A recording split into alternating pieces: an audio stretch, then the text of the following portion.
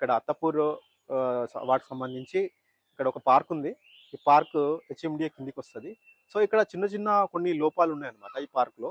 So, అవి గత నాకు తెలిసి ఒక 6 మంత్స్, 1 ఇయర్ నుంచి అట్లాగే ఉన్నాయి.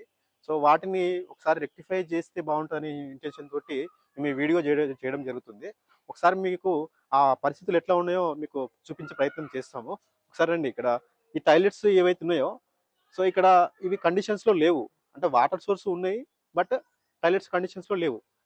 ఎందుకంటే దాంట్లో కొన్ని మట్టి పోవడం, తర్వాత కొన్ని ఇటుకలు అట్లాంటివి వేయడం, రాళ్ళు అట్లాంటివి వేయడం వల్ల అవి మొత్తం స్ట్రక్ అయిపోయి జామ్ అయిపోయినాయి. సో, వీటిని క్లీన్ చేసే పరిస్థితి అయితే చాలా ఉన్నాయి. ఒకసారి మీకు చూపించే ప్రయత్నం కూడా చేస్తాము. సో, ఇక్కడ జెంట్స్ టాయిలెట్ ఉంది, లేడీస్ టాయిలెట్ ఉన్నాయి. సో, బట్ చూడడానికి ఓకే, బానే ఉంది. బట్ ఇక్కడ మాత్రం కండిషన్‌లో లేవు. ఒకసారి మీరు ఎంత ఘోరంగా ఉంది పరిస్థితి అంటే, సో, మొత్తం అక్కడ మట్టి అంతా జామ్ అయిపోయి మొత్తం దాన్నంతా బ్లాక్ అయిపోయిందది. సో, వీటిని క్లియర్ చేయాల్సిన అవసరం చాలా ఉంది. ఎందుకంటే ఇక్కడ పార్క్‌కు చాలా వచ్చిపోయే వాళ్ళుంటారు.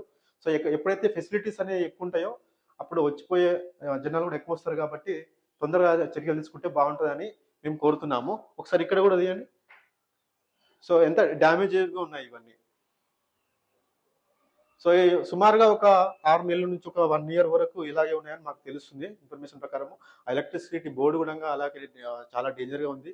చిన్న పిల్లలు ఎవరైనా వచ్చి దాంతో టచ్ చేసినా షాక్ వచ్చే ప్రమాదంలో ఉంది.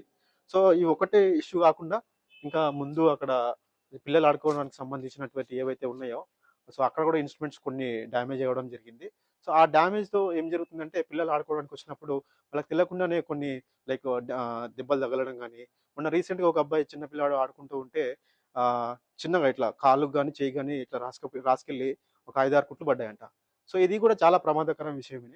సో, ఒకసారి మీకు అది కూడా విజువల్ చూపించే ప్రయత్నం చేస్తాము.